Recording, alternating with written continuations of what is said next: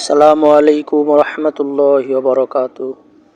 সম্মানিত আল্লাহর বান্দারা, আমি চরমনাইর মরহুম পিসাব ফজলুল করিম রহমতুল্লাহ আলাইহির কবরের কাছে যাওয়ার পর আমি যে বিষয়টি দেখে আশ্চর্য হলাম, আপনারা ইনশাল্লাহ দেখবেন সামনে।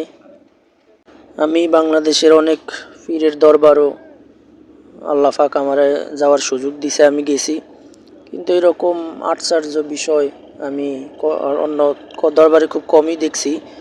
তো ভিডিও সামনে আপনারা দেখতে পারবেন যে আমার কোন বিষয়টা আশ্চর্য করছে বা আশ্চর্যের বিষয়টা হলো যে আপনারা ফজলুল করিম রহমতুল্লাহ আলাইহির কবরের পাশে কিছু মানুষ দাঁড়িয়ে মুনাজাত ধরছে, কিন্তু দেখছি কেউই কবরের দিকে তাকায়া মুনাজাত করতে পারে না। সাথে সাথেই মুজাহিদরা তাদেরকে কাবা শরীফের দিকে ফিরিয়ে দেয়। কিন্তু অন্য দরবারে দেখছি সেজদা করে কত কিছু, কিন্তু এখানে না।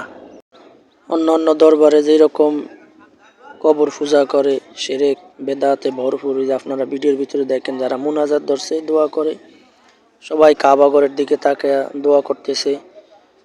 শিরক মুক্ত একটা দরবার চরমনাইর পিসাবরা আপ্রাণ চেষ্টা করে শিরক মুক্ত রাখার জন্য, বেদাত মুক্ত রাখার জন্য।